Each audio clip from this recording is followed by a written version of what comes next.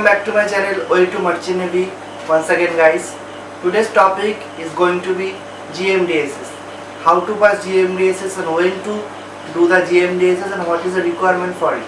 First thing, after completion of your cadetship, it's only for deck cadets only, I'm telling you, because engine cadet doesn't need Gmdss, only bridge team requires it.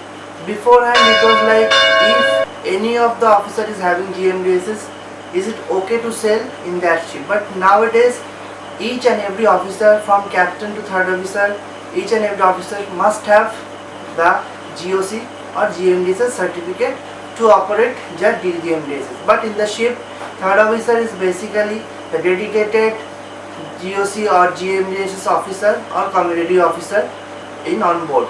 Previously it was a dedicated radio officer, but nowadays the rank is completely obsolete, so you cannot find a radio officer on board, and third officer is getting extra wage for the radio license. If you don't know how to apply GOC or how to make payment from the Bharat Coast, you can go to the I button as well as the link in the description box, so you can find that how to apply GOC and how to get it.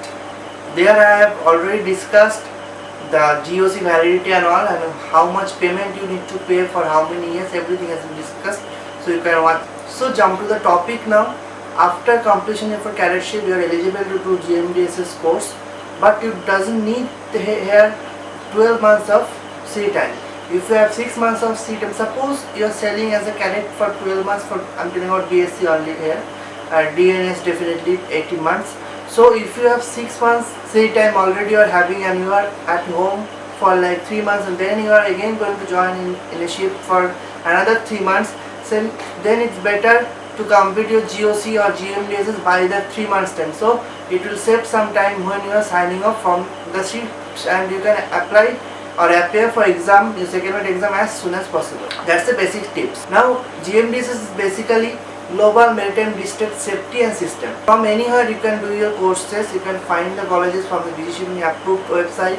You will find which all colleges are providing. In Kolkata, I'm telling, in Kolkata you will find the IIPM Kolkata is the best currently, that from you can pursue the course. Another is Sikkim Marine College, Hoon Marine Institute is there. So these are three. Previously, or maybe I can say 3 or 4 months back, Sensi was also there, but now Sensi is not eligible to organize this course. So Sensi is now not organizing this course. There is 3 colleges now only that you can appear or you can done your Gmdss course. So what is the duration for that? Duration is 15 days, 12 days will be the classes, Saturday, Sunday definitely off, and 3 days for the examination. And course fee, now course fee basically varies. Minimum is 22,000 to 27,000. It lies between that. Maybe in Mumbai it will be little bit more, and in Kolkata, Chennai it's little less. You will face little high charge in Mumbai. This is the course fees I am doing, not about the GOC. GOC is a different thing. So, which all things you need to study? You need to study over here basic Gmdss, how to communicate, how to send medical advice, distress signal, then your safety system, then your safety equipments like IPAR, SAT, LRIT, each and everything you must be learned in this course. So during the course you can find which all things you need to study, that I will not elaborate. Now the main part is how to pass the Gmdss exam. Very easy. I am frankly telling you, it's very easy. In a month you can do your course one time in a month. If you fail in the first time, then you can reappear in the next month. You can reappear for the examination. And the examination charge is 2,500 rupees each and every time you have to pay. If you fail consecutively 3 times, then you have to appear for course again, full course. But this is very rare. You will not find this type of difficulty in this course. The thing is that you need to study each and every day regularly. Suppose after coming back from the course, if you have time for 1 to 2 hours, not even 2 hours, 1.5 hours, if you put effort for 1 hour or 1.5 hour per day for this course, you will find it's very easy and you will pass or you crack the exam very easy. So let's discuss about the examination pattern. First thing, you have to face the written examination. Then there will be several types of orals. First is SSB orals, then DSC orals. and afterwards the surveyor will take your oral. The MMD surveyor will come and take your separate oral. That will based on the equipments only, EPAP, SAT, LRIT, AIS, about that. Maybe he will ask you something practical also.